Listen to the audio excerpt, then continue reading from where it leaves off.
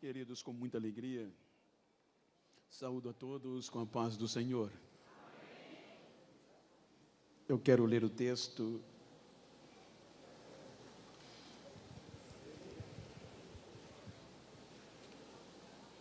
para conciliar ao tema tão bem sugestivo e pertinente, livro do Apocalipse, capítulo 21.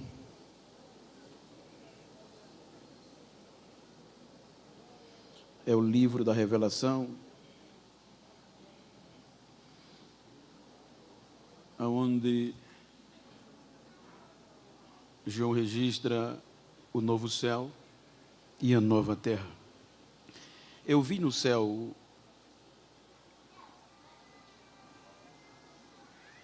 e a terra. Capítulo 21, versículo 1. E vi novo céu e nova terra, pois o primeiro céu e a primeira terra passaram, e o mar já não existe. Vi também a cidade santa, a nova Jerusalém, que descia do céu da parte de Deus, preparada como uma noiva enfeitada para o seu noivo. Então ouvi uma voz forte, disse João, e esta voz forte foi uma revelação. Quando nós voltamos ao capítulo 20, versículo 6, ele diz: bem-aventurado e santo é aquele que tem parte na primeira ressurreição. Sobre estes, a segunda morte não tem poder. Pelo contrário, serão sacerdotes de Deus, de Cristo, e reinarão com ele 1000 anos. Capítulo 20, versículo 11. Vi um grande trono branco e aquele que está sentado nele. A terra e o céu fugiram da presença dele, e não se achou lugar para eles. E vi também os mortos, os grandes e os pequenos, que estavam em pé diante do trono. Então foram abertos livros, ainda outro livro, o livro da vida, foi aberto. E os mortos foram julgados, segundo as suas obras, conforme estava escrito no livro, ou nos livros. Amém? Conforme estava escrito nos livros. Torne os vossos assentos, por favor. Eu quero agradecer a Deus pelo privilégio de mais uma vez estar participando da convenção em Salvador, e agradeço a Deus pela vida do pastor Valdomiro, presidente desta convenção, desta igreja, irmã Lourdes, sua muito digna esposa, pastor Joesé, sua família. Quero agradecer como presidente, primeiro vice, e em nome deles estender a minha gratidão a todos os demais convencionais, à igreja. Que Deus recompense-os por este carinho e esta credibilidade dispensada a mim. Pastor Cleidson, irmã Miriam, e muitos amigos que tenho aqui, e gostaria de citar o nome de tantos, mas se tornará inviável. Gostaria de, em nome da Vossa Excelência Samuel Júnior, deputado, um amigo que me contactou com a aquiescência do pastor, externar a minha gratidão e a felicidade de rever os meus amigos, pastor Manassés, pastor Edivaldo, pastor Joel, que me conduziu na receptividade do aeroporto. Que Deus o recompense, filho, amigo. Queridos, como o tema ele está voltado para o cuidado às últimas coisas, quando Jesus, em uma reunião particular com os discípulos, ele menciona o contexto da vigilância e dos perigos do fim. Então achei interessante, e Deus colocou no meu coração esta mensagem, e eu tive que rever alguns conceitos. E se tivesse que dar um tema, eu diria: saindo da fila. Quando nós observamos o contexto, os irmãos observam a contundência desta visão, a contundência e a visão que João viu após a morte, a prisão de Satanás. João contempla o lago de fogo, a segunda morte. E João, sabendo dessa contundência, há um texto que nós lemos como porta de escape. Bem-aventurado, feliz é aquele que faz parte da primeira ressurreição. Os irmãos observem que ele está falando de um julgamento. E como um julgamento, se nós fôssemos trazer um paralelo, seria um contexto jurídico, trazendo para a nossa compreensão de julgar. E quando nós observamos, João diz que foram abertos livros. Ele vê o trono branco, é o juízo final. E quando ele vê o trono branco, tem um que está sentado no trono, de cuja presença já fugiram os céus e a terra. Então ele menciona que diante daquele trono, ele viu de pé, em uma fila, os mortos, grandes e pequenos, e foram abertos livros. Eu queria tomar por base este contexto como o tema proposto é evangelizar e discipular até o arrebatamento, que é a primeira ressurreição, para traçar o contexto bíblico da ira de Deus. Quando nós observamos o contexto do Gênesis, os irmãos observam, irmã Lourdes, que o primeiro capítulo diz que no princípio criou Deus os céus e a terra, ponto. E o primeiro contexto de criação como filho foram os anjos. Os anjos eram um estado eterno, espiritual. E veja que a rebelião de Lúcifer contaminou uma terça parte, porque Lúcifer quis ser igual a Deus. Subirei e serei semelhante ao Altíssimo. O julgamento de Lúcifer e de a terça parte que se rebeliou foi imediato. E a sentença já foi definida, condenação. Os anjos presos para o juízo final. E a terra perde a forma e vazia. A Bíblia diz que as águas vêm e cobrem a terra. E sobre a terra as trevas e o abismo.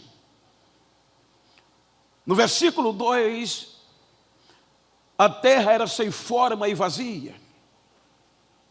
Então Deus vai posteriormente, depois de tempo, século, não nos tais a conta, Deus vai trabalhar na terra. O capítulo 1 do Gênesis diz e mostra que Deus passou 6 dias e no final viu que tudo que fez era bom.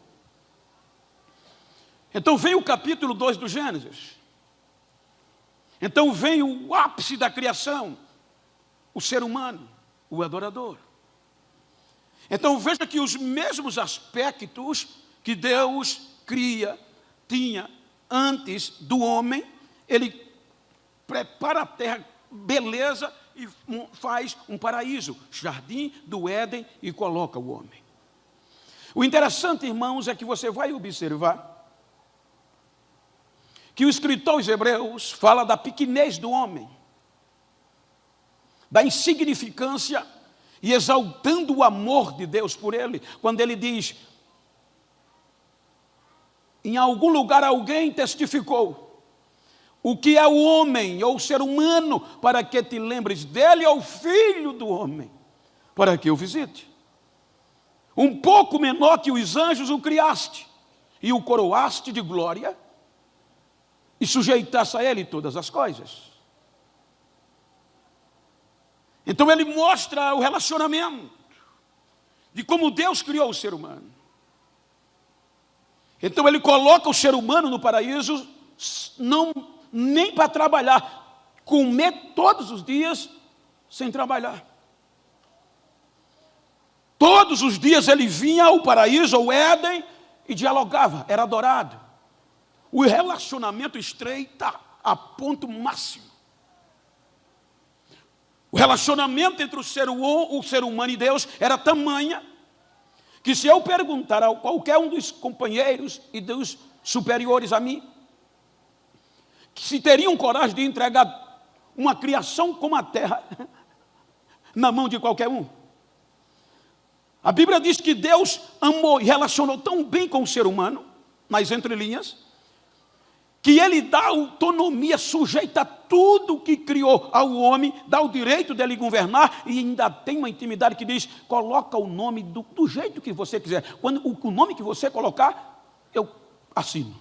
A Bíblia diz que tudo o homem, foi o homem, o ser humano, Adão, que colocou o nome em tudo. Então veja esse relacionamento. A Bíblia diz que quando Deus o criou,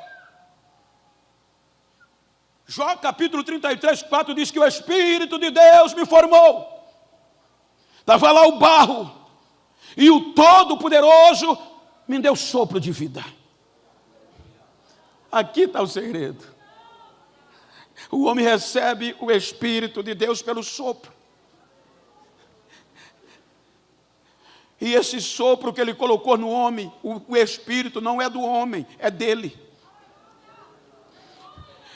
Por muitos anos eu achava que os livros que eram registrados eram livros. Mas os livros que vão ser abertos é isso aqui. O espírito do homem, os registros. Se você observar, eu provo biblicamente o livro de Provérbios, Salomão, capítulo 20 e 27, ele diz: o espírito do homem é a lâmpada do Senhor, que é vasculhado no íntimo e no profundo, e conhece tudo o que se passa no corpo. Então veja que interessante. Deus colocou um coletador de informação. Se nós observarmos um contexto para abrir a ideia, todos os aviões comerciais têm caixa preta. Nós temos 3 principais empresas: TAM, Gol e Azul. Todos esses jatos comerciais, eles têm uma caixa preta. E o interessante, a caixa preta não pertence à empresa. Ela é responsabilidade do órgão de segurança de voo desta nação ou de qualquer outra nação. Não pertence à empresa. Quando o avião é acionado, a caixa preta já vai registrar tudo dele. Tudo o que acontece do pushback, do taxiar, do decolar, do cruzeiro, do descer, de pousar, até desligar, está tudo lá.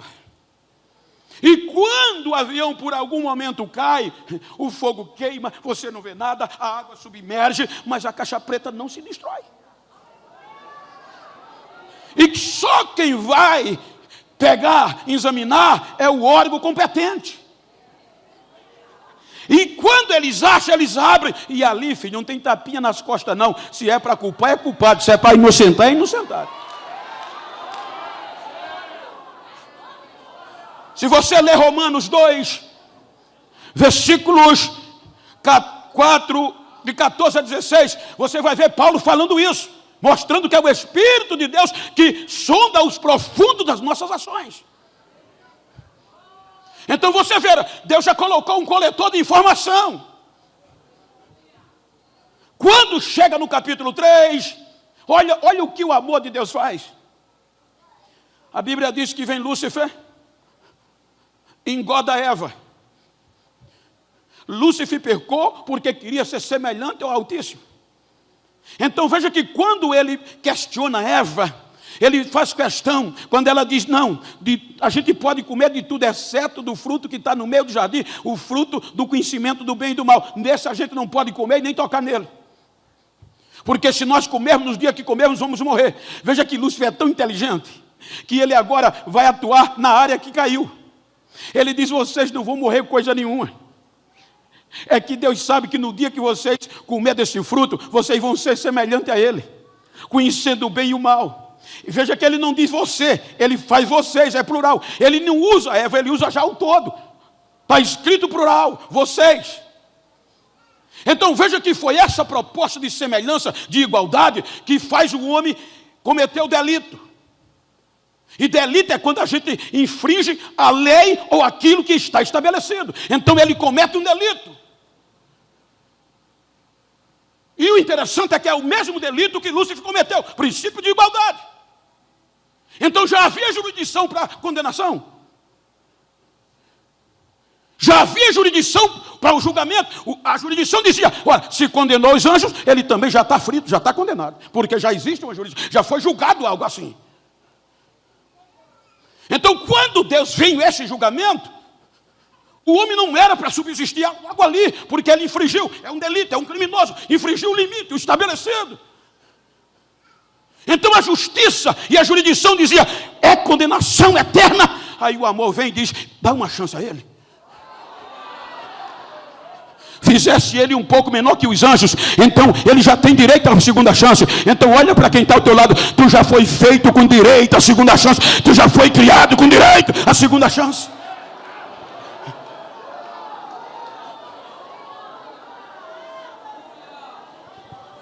Ele é expulso. Pastor Reni, ele é expulso, pastor Reni. O amor vem o primeiro recurso. Deus lhe dá um álibi, sem merecer. Vem o capítulo 6. Não houve redenção. E a Bíblia diz que no todo, degradação geral do ser humano, provas robustas e consistentes para a condenação. Era tão real que Deus decidiu, vou acabar, vou dar fim, vou destruir, vou abrir mão. Veja que está sancionada a destruição. Está assinada a destruição. Acabar com o ser humano, com tudo, as aves, os répteis. E Satanás diz conseguir. Mas aí vem o segundo, o recurso, a graça. Porque graça é favor não merecido, nem Noé merecia, mas é por isso que diz ele, achou graça aos olhos de Deus, eu vou preservar.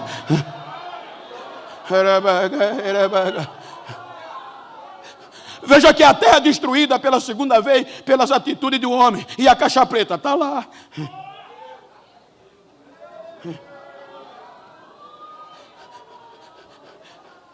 Aí vem o recomeço, capítulo 8 do Gênesis. Olha que relacionamento. Deus tira Noé da arca e tem a coragem de devolver tudo quanto Adão perdeu. Ele dá todo o direito, sujeita a Noé e a sua geração tudo de novo. Isso é amor, gente. O capítulo 11 mostra que a geração de Noé infringiu o limite. Mais uma vez, construindo provas robustas com probatória de condenação.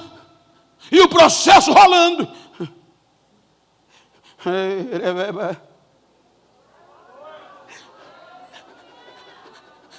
Ele espalha-os, confunde-os. Aí vem o capítulo 12. O processo de Israel foi justamente para estes perdidos. Veja que ele diz a Abraão, ele diz, eu vou fazer um projeto de redenção meu. Abraão, sai da tua terra, da tua parentela e vai para uma terra que eu vou te mostrar. Aí ele diz: eu te mostrarei, eu te abençoarei, eu te farei grande, e por meio de você eu vou abençoar todas as famílias da terra.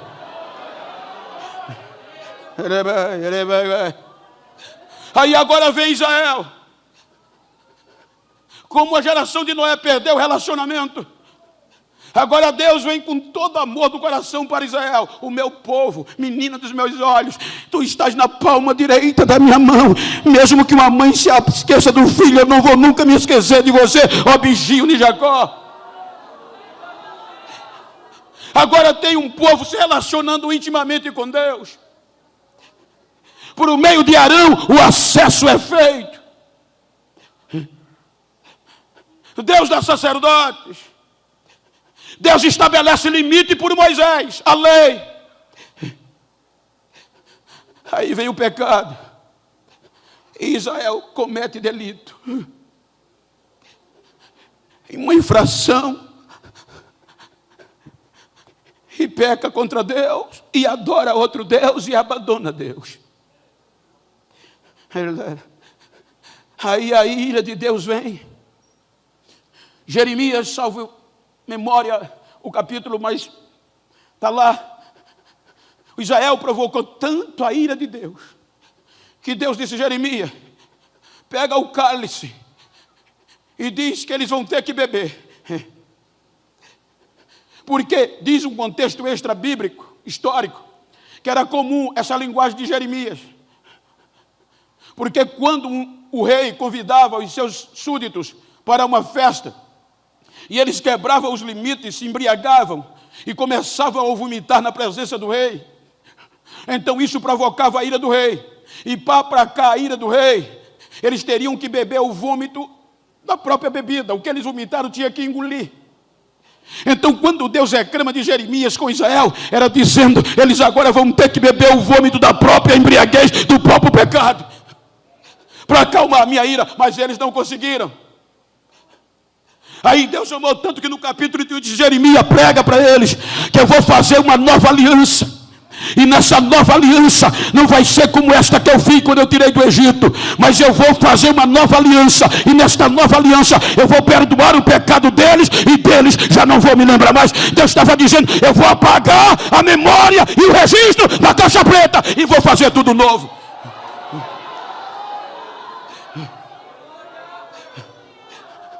Mas Israel não entendeu. Israel não entendeu. E não se volta para Deus. E acumulando provas, o projeto de redenção da raça humana se embriagou. E não bebeu o cálice da sua ira, do seu vômito, do seu pecado. Veja que chega ao ponto de Deus insistir, persistir, trazer dos cacos do cativeiro, motivar, mas Israel não foi mais o mesmo. A ponto que Deus diz: eu vou me calar, vou fazer silêncio, vou largar. Não vou mais falar, não vou mais dar visão, não vou dar mais sonho, vou deixá-los para lá. Vou desistir, porque as provas eram consistentes.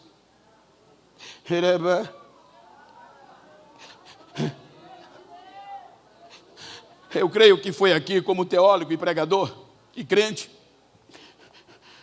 que é um dos pontos principais das visões do Apocalipse de João. Foi nesse período que, se os irmãos observarem, o processo chegou ao Supremo Tribunal. Porque João, no capítulo 4, ele diz que quando viu o céu, ele viu um trono armado. E o que estava sentado sobre ele era de uma glória esplêndida e os que o adoravam. Mas aquele trono foi armado com um objetivo. Ele disse que viu uma voz que dizia, o juiz dizia: vasculhe a terra, vasculhe os céus, e debaixo da terra. Por quê? Porque na mão direita dele estava a sentença condenatória. E não tinha quem recorresse, porque as provas eram robustas e contundentes. As provas eram tão duras, porque, salvo engano, me permita os advogados, eu sou um pouco leigo, mas pela inteligência dá para entender que não são todos os processos que chegam ao Supremo. Supremo Tribunal, só o que relaciona com a Constituição e que tem foro privilegiado. O restante, o máximo que chega é o superior. Mas veja que o pecado, a raça humana galgou um erro e infringiu a lei de Deus de uma forma tão grande que o processo chegou no Supremo Tribunal, na mão de Deus, e englobou quem tinha foro, quem não tinha, grandes e pequenos. Aí Deus disse: vasculha debaixo do céu, da terra, na terra e no céu, alguém que seja digno de tomar um livro, de quebrar o selo e de ler. Na última instância, diga para quem está ao outro lado: chegaste na última instância.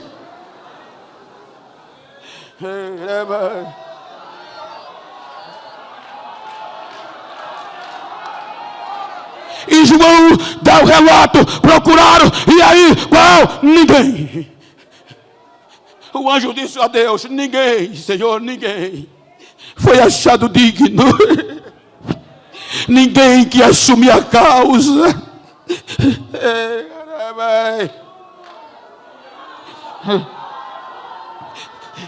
Aí Paulo diz que nós já estávamos condenados. Aí João chora porque ninguém foi achado digno.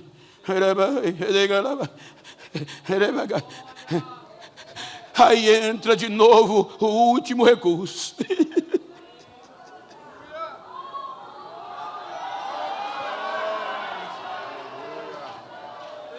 Quando o inferno, a morte não esperava, a graça vem.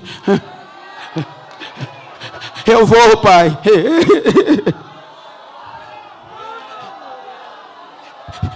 Eu vou pagar, já estão condenados, mas eu vou pagar a sentença, eu vou limpar o registro.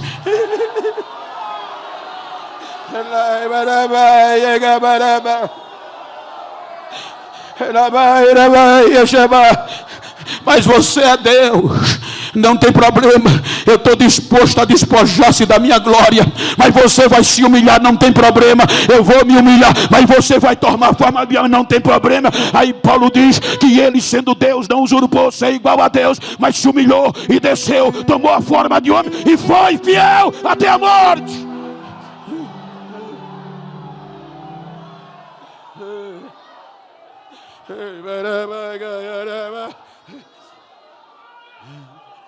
Ele vem cumprindo a plenitude dos tempos, disse Paulo aos Gálatas.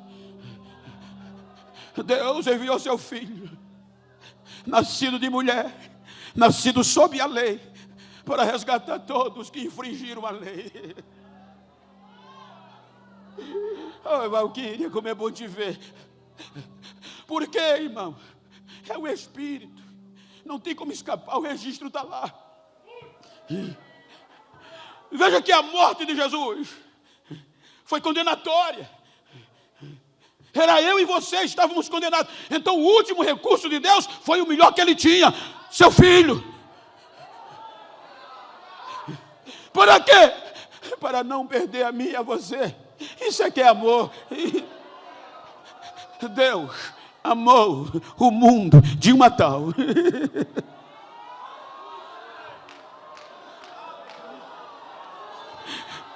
Prega comigo e diz para quem está ao teu lado: eu não sabia que tu era tão importante assim. Diga para ele: a partir de hoje eu vou pensar 10 vezes antes de falar mal de você.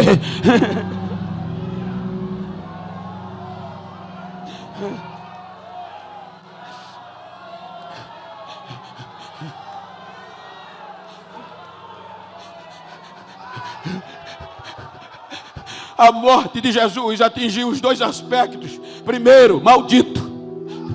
Deuteronômio 21, 23. Maldito é todo aquele que é pendurado no madeiro. Romano, político, é justiça, é vergonha, é ultraje. Aí você vai ver que quando ele vai para a cruz, é tão dolorido, porque ele ia tomar o cálice que a gente tinha que tomar, o cálice do nosso pecado. Ele veio para isso, porque nos nossos livros, nos nossos espíritos, o espírito do homem não apaga, estava lá, condenação, tudo que fez. Então todo aquele erro de Adão para cá era o cálice acumulando, o processo se acumulando, a condenação já decretada. Então alguém tinha que beber o cálice do pecado. Aí ele diz: eu vou beber. Veja que ele orou 3 vezes, pediu: me ajuda, discípulos. Pai, afasta de mim esse cálice, mas seja feita a tua vontade. O processo foi dolorido, ele pagou a nossa sentença. Aí a Bíblia diz: para que todos, aquele que nele crê não pereça, mas tenha a vida eterna. Está voltada para a segunda morte.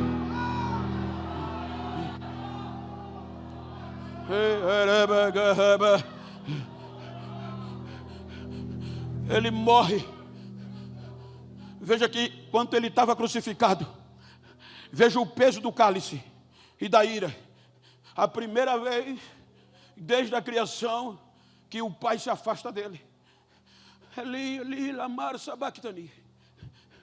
Meu Deus, por que me deixasse só? Era o peso da nossa culpa, do nosso pecado, que ele estava tomando sobre ele. Ou seja, o registro de todos os espíritos, os livros, o espírito do homem, todos os registros mal, ruim, pecador, ele tomou para ele, para limpar o registro do homem.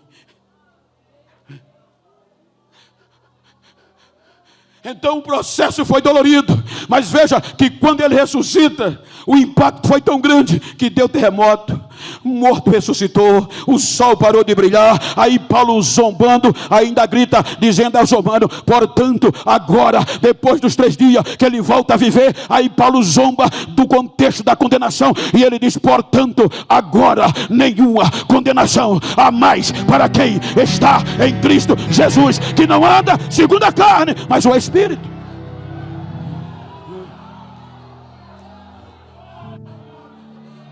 Então isso é discipulado. Ele está advertindo os seus discípulos: vigia, porque vai vir o fim. Veja que a sequência é a tribulação, a grande tribulação. Aí agora qual é a bronca? Ele limpou a caixa preta, e nele, no seu espírito, é o registro de vida. Então todos o espírito humano que tiver nele, no livro da vida, no Espírito de Deus, não tem condenação. Veja que quando João volta a visão, no capítulo 5, é de vitória. O anjo de João: não para de chorar, agora tem jeito. Por quê? Porque o leão da tribo de Judá, raiz de Davi, ele venceu. E ele é digno, ele é digno, ele é digno, ele é digno, ele é digno, ele é digno, ele é digno.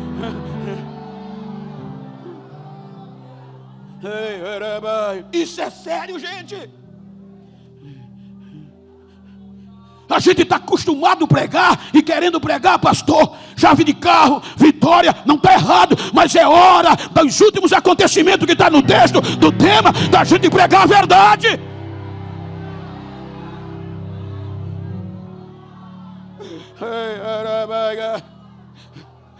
Porque, gente, só vai ter um meio de escapar da fila do trono branco. Qual é? O arrebatamento. E o arrebatamento não é como a gente pensa: eu vou esperar Jesus. Não, arrebatamento é quando a gente morre. Possa ser no coletivo que a gente alcance o que Paulo disse: todos nós, os vivos. Mas às vezes a gente está discipulando com tapinha nas costas.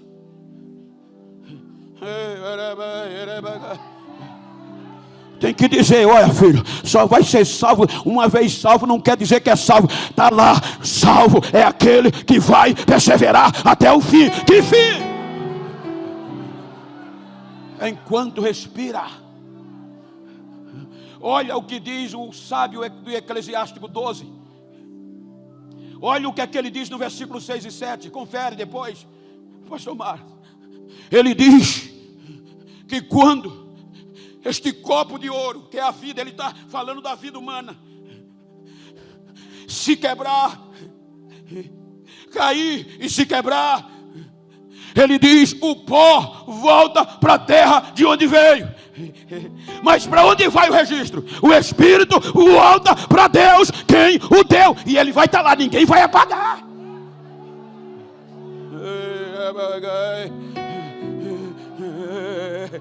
Se eu te provocar aqui, olha, lembra aí uma coisa errada diante de Deus que tu fez há 30 anos. Vai buscar, ver se tu não acha. Procura aí. Faz uma vasculhadazinha aí de alguma coisa errada que tem aí. Vê se tu não acha. O tempo não apaga.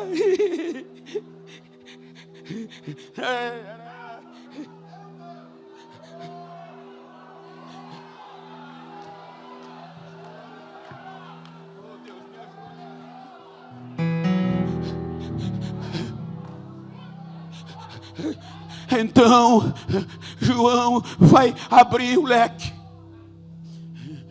Ele vai falar do fim, porque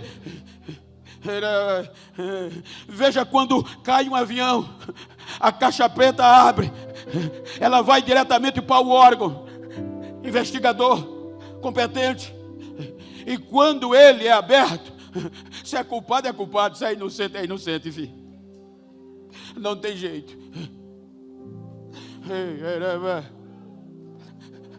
Então, no Espírito só há um corretivo que pode limpar o sangue de Jesus. Porque está no Espírito. E o Espírito do homem não pertence ao homem, é de Deus. Por isso que ele volta para Deus que o deu. E lá sim, aí vai ser bronca. Aí João diz que viu um grande trono branco. Fala do juízo final. E quais são os benefícios do arrebatamento? Eu tenho que viver de tal modo. Por isso que eu disse que eu tenho e tive de rever alguns conceitos quando essa mensagem me veio. E ainda tem que consertar. Porque eu estou em pé hoje, amanhã eu posso não estar mais. Aí o arrebatamento para mim já chegou. Se o meu espírito estiver no meu espírito ligado da vida de Deus, eu vou estar no arrebatamento. Se eu não tiver, de qualquer jeito eu vou estar no trono branco. Dá uma olhadinha para quem está ao teu lado, diga: está disposto a escapar da fila?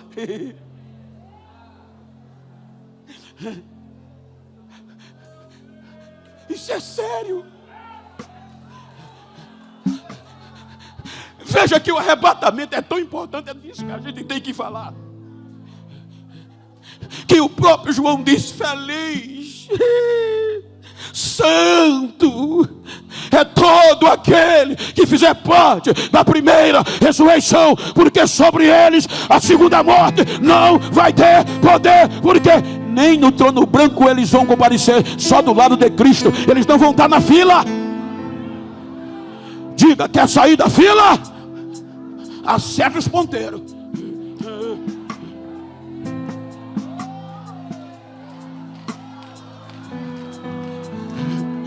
Eu vi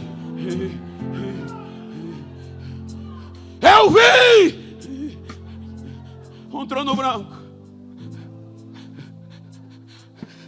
O privilégio de quem participar do arrebatamento vai estar livre da fila do trono branco e ainda vai reinar 1000 anos com Jesus. Dá para perder? Diga: dá para perder? Dá não, então vigia. Porque João diz que diante daquele trono viu os mortos que não fizeram parte. E ele não faz distinção. É grande e pequeno. É naquele dia que a ira de Deus não vai ter mais graça nem misericórdia. Os livros são os registros no Espírito. Foi queimado, mas o fogo não apagou. Afogou, mas a água não tirou. Porque a Bíblia diz que o Espírito é a nossa consciência e a nossa inteligência. Está escrito. Ah, pastor, mas eu sou da alta, eu sou do alto clero. Se não fizer parte do arrebatamento, se o registro não estiver limpo, vai estar lá, viu?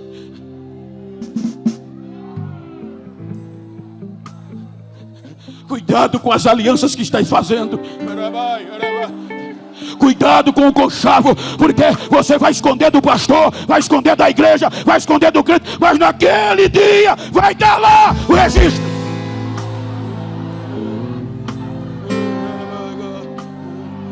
Ah, mas eu sou filho do pastor tal, eu sou o bambambam. É até aqui, mas naquele dia você, se não tiver com o registro limpo, o arrebatamento vai estar lá, vai estar lá.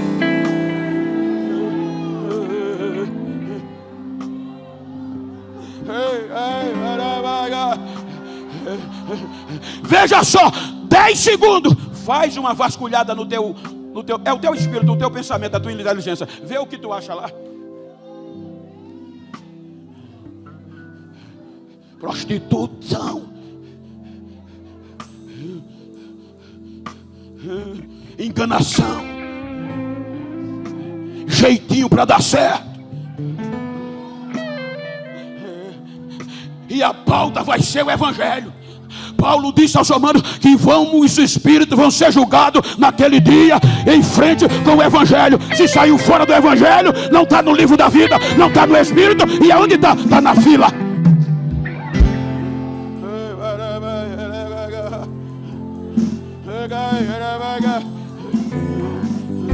Até aqueles pensamentos tem que ser lutar para tirar.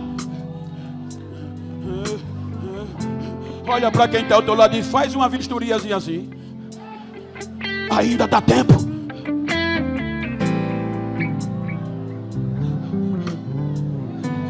Ainda dá tempo.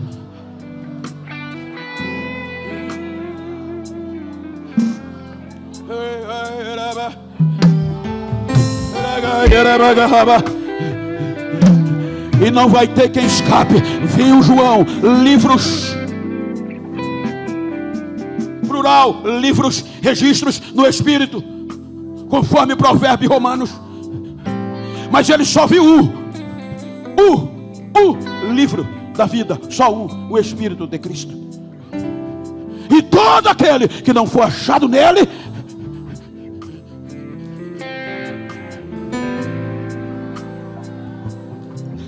vai cumprir. Aí aqui vem a jurisprudência. Ela vai entrar lá, porque a voz do que está sentado no trono diz: pega ele, marra pé e mão e lança no fogo eterno, no lago de fogo, que é a segunda morte, junto com quem? Satanás e seus anjos. Jurisprudência. Vai ser duro, filho. Aquele namorinho escandalizador, veja que está no escândalo. Meu filho, se não melhorar, vai estar lá. Comprou, não pagou, porque não quis, vai estar lá. Mas eu estou dirigindo a grande igreja. É grande e pequeno, é pequeno e grande, é importante e é o zelador também.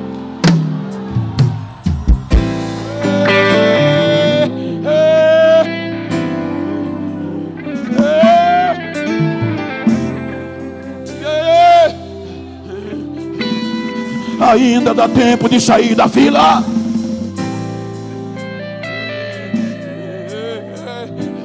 Enquanto respira, ainda dá tempo de rever alguns conceitos.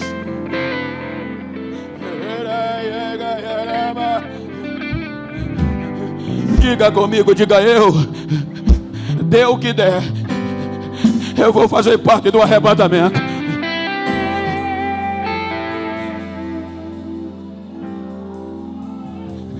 É a última forma de sair da fila do trono branco.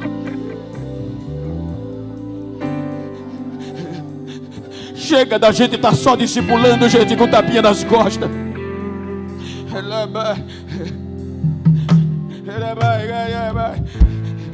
Evangelizar é o amor, mas aqui dentro é o conserto.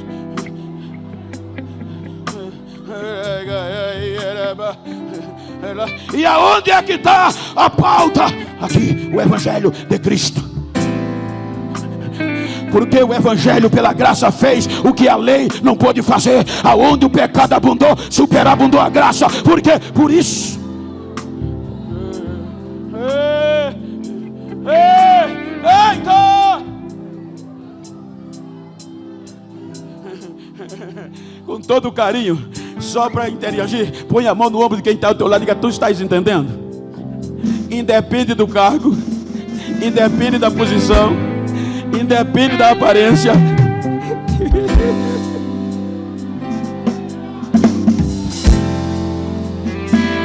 É sério, companheiros.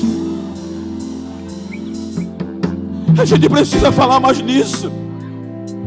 O tema, veja que Jesus está falando de vigilância, de cuidado, do fim, dos escândalos, dos falsos profetas. E olha a brevidade. Quando vocês ouvirem tudo isso, o fim vem. Então a trombeta pode tocar hoje, como também eu posso estar aqui e amanhã não está mais. Então eu tenho que rever hoje.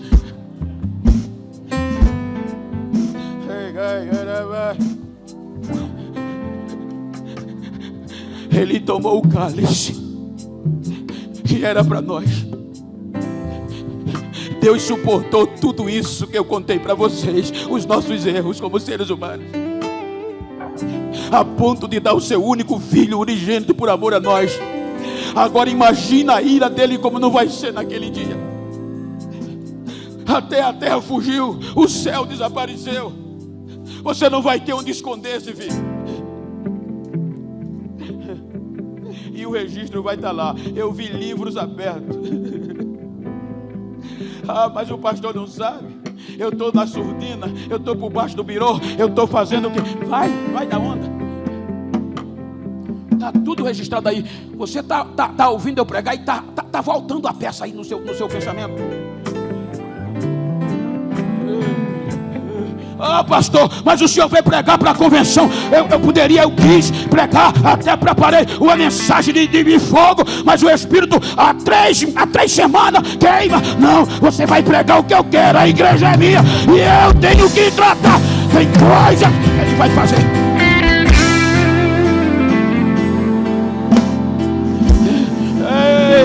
Pode olhar para mim com a cara feia, pode fazer bico, mas se não tiver com o registro limpo, vai dar lá, vai dar lá, vai dar lá.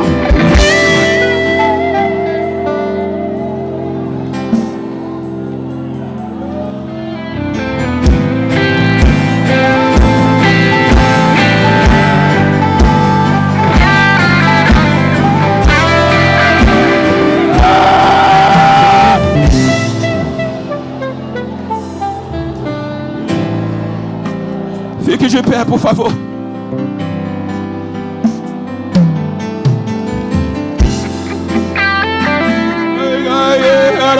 Chega.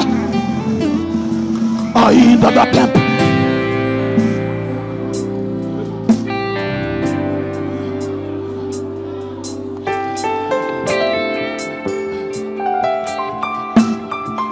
Quando o Espírito Santo falou comigo, eu chorei. Passei uma semana gritando: me perdoa.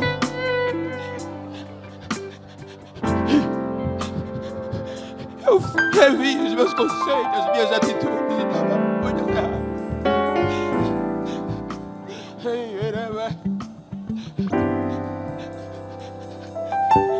Ainda dá tempo. Com todo o carinho, com todo o respeito convencional de servo, olha para essa pessoa do mesmo sexo que está perto de você ou íntima. Olha para ela. Olha para mim não. E diga para ela: ainda dá tempo. Sair da fila.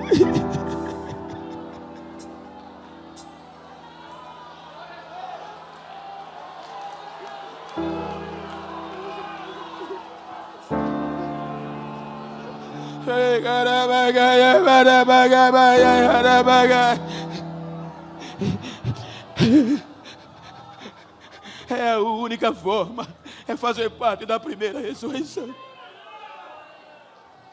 Veja que a primeira ressurreição tem duas fases. antes e no fim da grande tribulação, na entrada dos 1000 anos. Bem-aventurados. A primeira fase vai ser boa, porque só vai ouvir o grito: aí vem o noivo.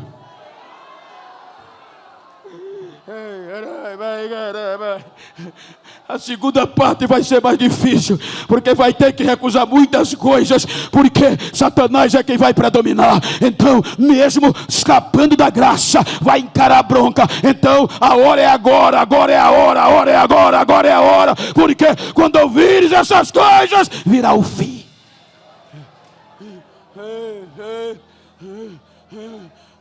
Então dá um abraço nesse crente que tu tem intimidade. Abraça ele bem apertadinho e diga: dê o que der, eu vou subir na primeira vez.